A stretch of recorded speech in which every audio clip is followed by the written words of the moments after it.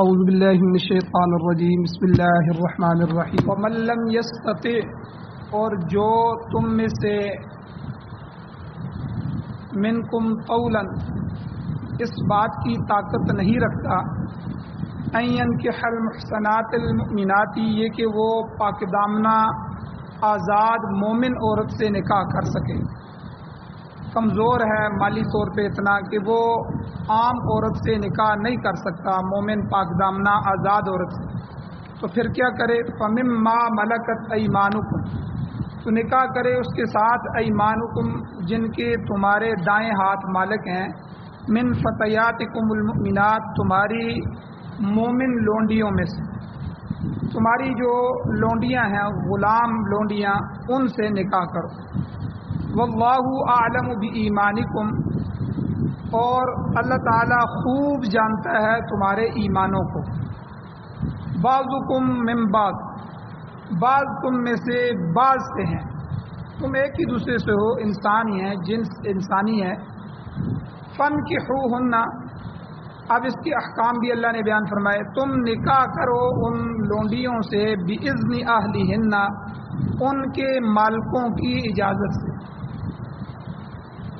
اگر کسی اور کی لونڈی سے نکاح کرنا چاہتے ہو تو اس کا جو مالک ہے، آقا ہے، اس کی اجازت ضروری ہے، اور اگر اس کی اجازت ہو جائے تو وآتوہن اجورہن، تم ان کو دو ان کا مہر بالمعروف، دستور کے مطابق اچھے طریقے سے ان کے مہر ادا کرو۔ اور آگے وہی 3 قیدیں اللہ نے لگائی ہیں جو پیچھے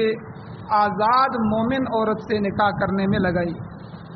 ایک تو یہ اللہ کہتے ہیں محصنات، کہ وہ عورت قید نکاح میں آنے والی ہو، یعنی پاک دامنی کے لیے نکاح کرنے والی ہو لونڈی، غیر مصافحات، نہ کہ محض شہوت رانی کے لیے نکاح کر دی ہو، صرف شہوت کو پورا کرنے کے لیے نکاح، یہ مناسب نہیں۔ ولا متخذات اخدان، اور نہ پوشیدہ طور پر دوستی اختیار کرنے والی عورت۔ فَإِذَا أُحْسِنَّ،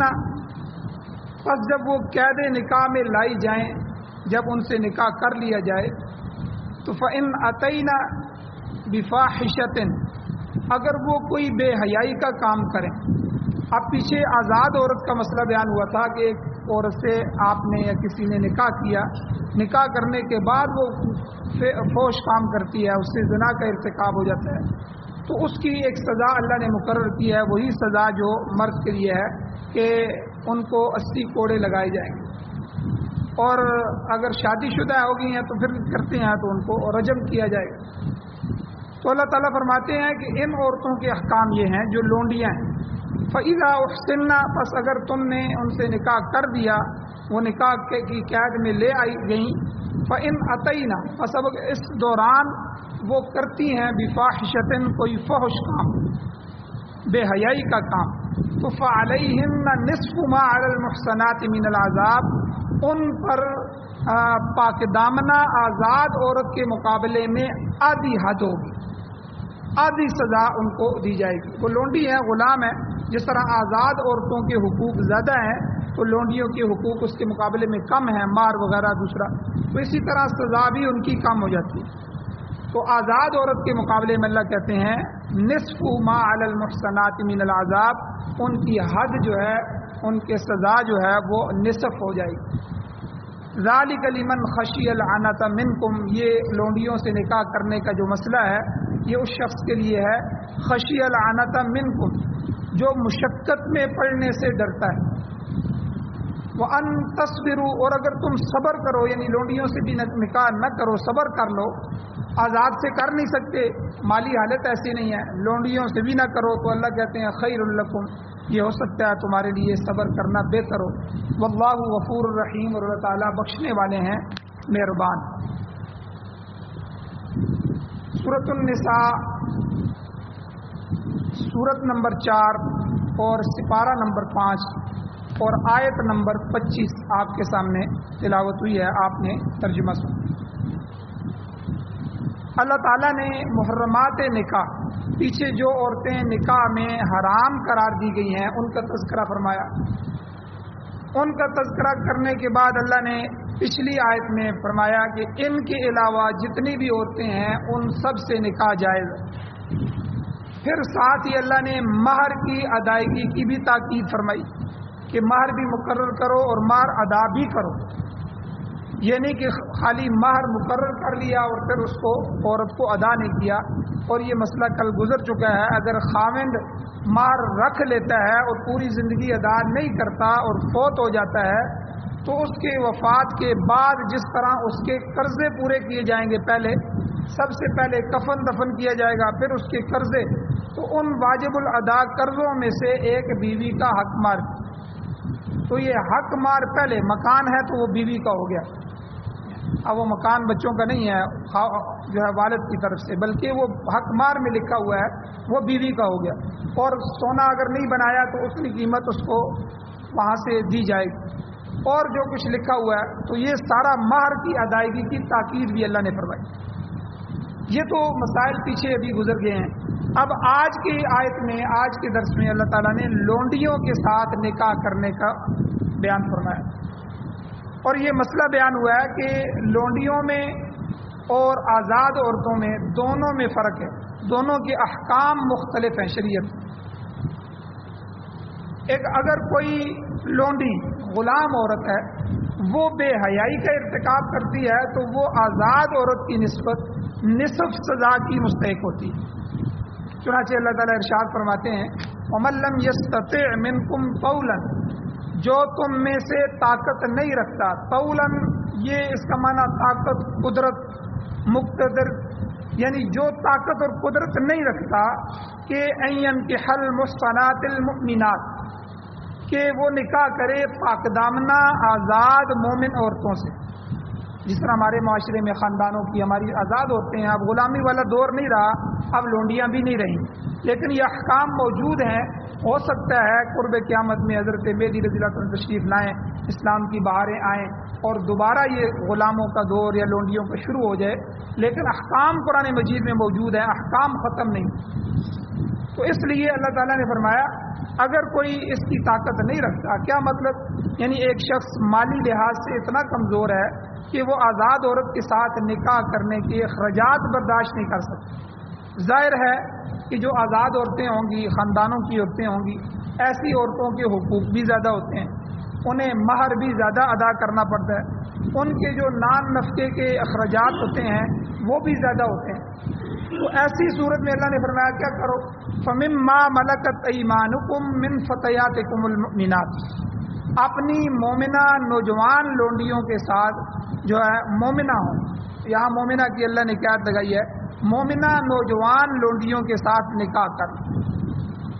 یہ ملکت ایمانکم قرآن میں آگے بھی آئے گا، جن کے تمہارے دائیں ہاتھ مالک ہیں، دائیں ہاتھ میں ملکیت ہے، تو مراد یہاں سے غلام اور لونڈیاں ہوتے ہیں، تو یہاں مراد لونڈیاں ہیں، یعنی لونڈی سے نکاح کر۔ اب اس میں یاد رکھیں کچھ مسائل ہیں غلام عورت سے نکاح کرنے میں، لونڈی سے نکاح کرنے میں۔ لونڈی سے نکاح کرنے کی صورت یہ ہے کہ اس لونڈی کا جو مالک ہے اسے دوسرے شخص سے نکاح کرنے کی اجازت بھی دے۔ ایسا کرنے سے اگر وہ اجازت دے دیتا ہے تو لونڈی جو ہے یہ بیوی اس دوسرے شخص کی بن جائے گی، لیکن مالک کی ملکیت ختم نہیں ہوگی، وہ لونڈی اسی کی ہے، مالک کی ملکیت موجود ہے۔ مالک جو ہے اس لونڈی کو خریدتا ہی اس لیے ہے کہ وہ میرے گھر کی خدمت کرے، جھاڑو دے، دوسرے سودا سلف لا کے دے، یا دوسرے معاملات اس نے اپنی خدمت کے لیے رکھا ہوتا ہے۔ اب مالک اسے حسب منشا خدمت لے سکتا ہے،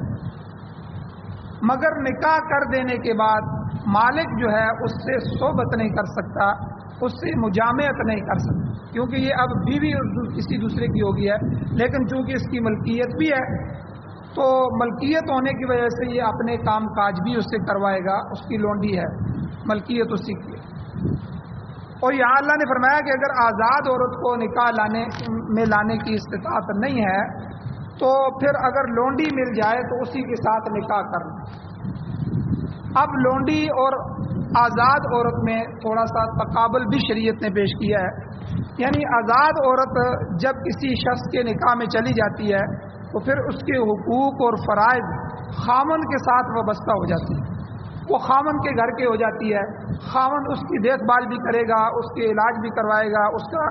جو ہے وہ خرچہ بھی اٹھائے گا، نان نفقہ رہائش بھی اس کے ذمہ ہو جائے گی، یہ سارے حقوق اس کے۔ تو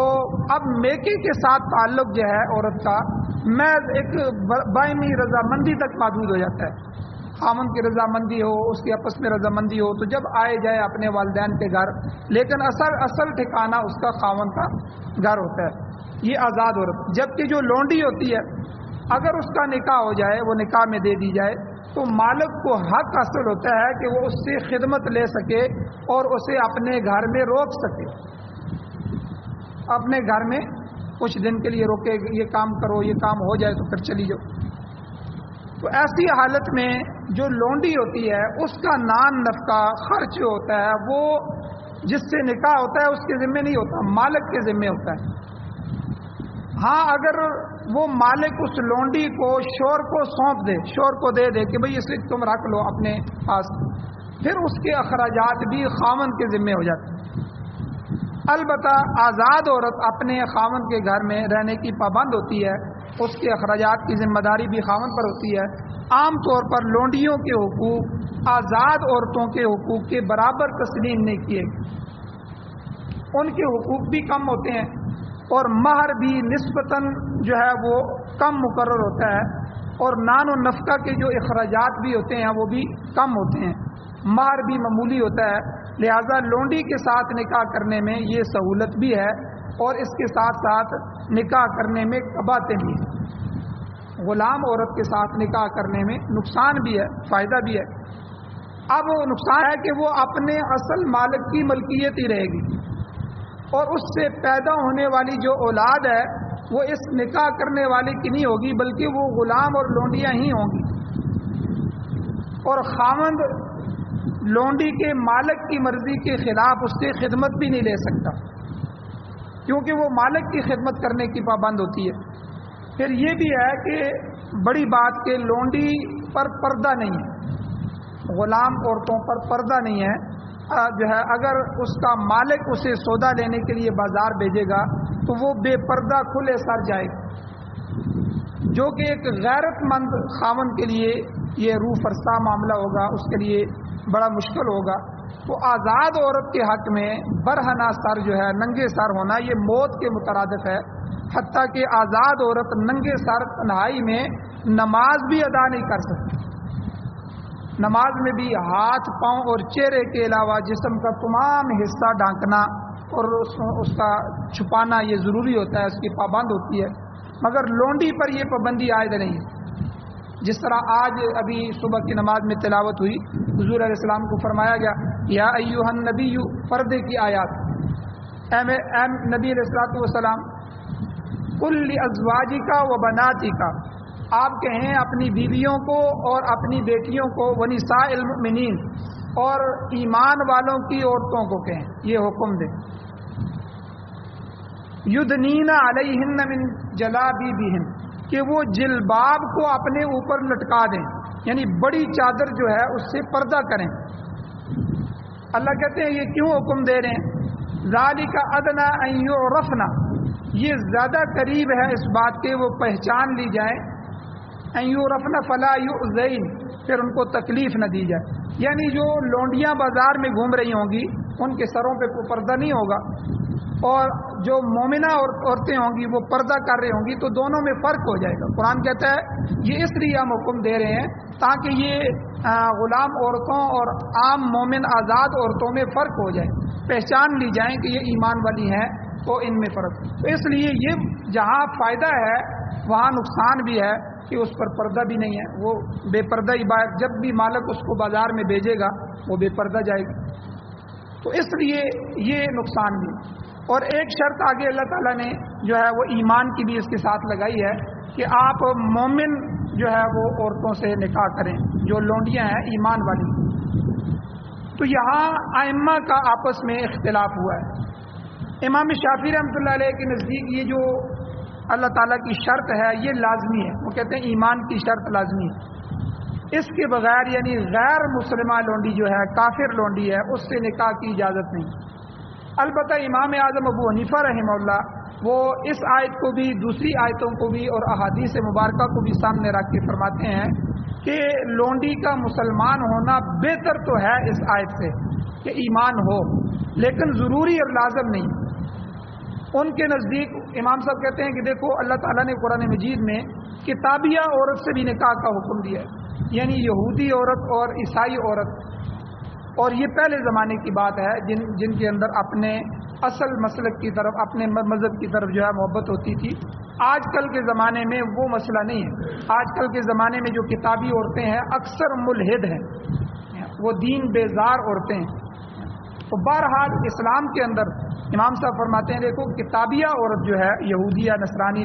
لونڈی یا آزاد عورت، اس سے نکاح کرنا بھی درست ہے، اجازت ہے۔ تو یہ تو فطرتی چیز معلوم ہوتی ہے۔ تو اس لیے یہاں بھی ہم یہ قید لگائیں گے کہ یہ جو اللہ نے ایمان کی قید لگائی ہے یہ لازمی نہیں ہے، بلکہ یہ استحباب کے درجے میں ہے کہ اگر لونڈی سے نکاح کرنا ہے تو پہلے یہ دیکھا جائے کہ وہ ایمان والی ہے تو یہ بہتر ہے۔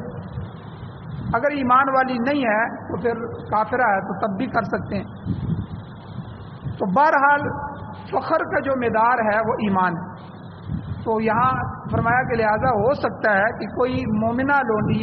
ایمان کی وجہ سے آزاد عورت کی نسبت اللہ کے نزدیک زیادہ بہتر ہو، اور ایمان کی حقیقت کے متعلق اللہ نے فرما دیا واللہ اعلم بایمانکم، اللہ تعالیٰ تمہارے ایمانوں کو خوب جانتا ہے، اسے علم ہے کہ ایمان کی کسوٹی پر کون پورا اتر رہا ہے، یعنی کسی عورت یا مرد میں کس درجے کا ایمان ہے اور اس کی قوت یا ضعف اللہ ہی کے علم میں ہے۔ لہذا مومنہ لونڈی سے نکاح کرنے میں کوئی ہچکچاہٹ محسوس نہیں کرنی چاہیے۔ اور بہت سے واقعات آتے ہیں فضائل اعمال میں بھی، شیخ الحدیث صاحب نے لکھے ہیں کہ کتنی ہی غلام عورتیں تھیں جو ایسی عبادت کرنے والی تھی کہ جن کا کوئی جو ہے مثال نہیں دی جا سکتی، اور کئی عورتیں ایسی ہیں کہ جو بازار میں ہی جو ہے وہ خریدی گئیں تو انہوں نے اپنے مالک کو کہا کہ ہمیں آپ سے کوئی غرض نہیں ہے، ہم تو اللہ کی ذات تعلق، اور ان کے حالات لکھے گئے ہیں کہ وہ ساری ساری رات مصلی پہ گزارتے۔ تو اس لیے آزاد اور جو ہے غلام ہونا، اللہ فرماتے ہیں تمہیں کوئی پتہ نہیں ہے، ان میں سے شاید غلام عورت جو ہے وہ ایمان میں آزاد عورت سے زیادہ بڑھ جائے۔ تو اس لیے اللہ نے فرمایا کہ اگر نکاح کرنا ہے تو اس میں ہچکچاہٹ نہیں ہے۔ تو واللہ اعلم بایمانکم، اللہ تعالیٰ تمہارے ایمانوں کو جانتے ہیں، کوئی مسئلہ نہیں ہے، تم ان سے نکاح کر سکتے ہو۔ آگے جملہ اللہ نے فرمایا بعضکم من بعض، تم میں سے بعض سے ہیں، یعنی کیا مطلب کہ لونڈیاں بھی تمہاری جنس سے ہیں، وہ بھی آخر انسان ہیں، مگر جنگی قیدی بن کر غلامی کی زنجیروں میں جکڑی گئی ہیں، لہذا انہیں حقیر نہ سمجھو، ان کی تذلیل نہ کرو۔ اللہ تعالیٰ نے یہ الفاظ نازل فرما کے آزاد اور غلام کے درمیان نفرت کو کم کر دی کہ بعض لوگ غلاموں کو انتہائی حقیر دیکھتے ہیں، بعض لوگ ہمارے اب غلام تو نہیں ہیں لیکن گھروں میں ملازم رکھے ہوتے ہیں تو ان کی غربت کی وجہ سے ان کو کمزور دیکھتے ہیں، ان سے نفرت کرتے ہیں، حالانکہ یہ غربت جو ہے یہ اللہ کی طرف سے، غریبی امیری اللہ دینے والے ہیں، تو انسان ہونے میں سب برابر ہیں۔ تو یہاں بھی اللہ نے فرمایا بعضکم من بعض، یہ تم میں سے بعض میں سے ہیں، یعنی انسان کی ہی جنس میں سے ہیں، اس لیے ایک دوسرے کا اکرام کرو، ایک دوسرے کو اہمیت دو۔ تو کچھ مسائل اور بھی ہیں اللہ تعالیٰ نے اس کے بارے میں بیان کیے ہیں، انشاءاللہ اگلے درس میں بیان کیے جائیں گے۔ اللہ تعالیٰ سے دعا ہے اللہ تعالیٰ ہمیں عمل کی توفیق عطا فرمائے۔ آمین۔ الحمدللہ رب العالمین والعاقبۃ للمتقین والصلاۃ والسلام علی رسولہ النبی الامی الکریم۔ یا اللہ ہماری کمیوں کوتاہیوں کو معاف فرمائیے، درگزر فرمائیے، صغیرہ کبیرہ گناہوں کو معاف فرمائیے۔ یا اللہ ہمارے حالات پر رحم فرمائیے۔ یا اللہ قرآن و سنت کی پابندی نصیب فرمائیے، قرآن و سنت کو پڑھنا، سننا، سمجھنا، یا اللہ اس پر عمل کرنا نصیب فرمائیے۔ یا اللہ سعادت والی زندگی اور شہادت والی موت نصیب فرمائیے۔ یا اللہ قرآن و سنت کا نظام نصیب فرمائیے۔ جو بیمار ہیں ان کو شفا عطا فرمائیے، جو ایمان کی حالت سے اس دنیا سے جا چکے ہیں یا اللہ ان سب کی بخشش فرمائیے۔ یا اللہ ہماری دعاؤں کو محض اپنے فضل و کرم سے قبول فرمائے۔ صلی اللہ تعالیٰ علی خیر خلقہ محمد و آلہ و اصحابہ اجمعین برحمتک یا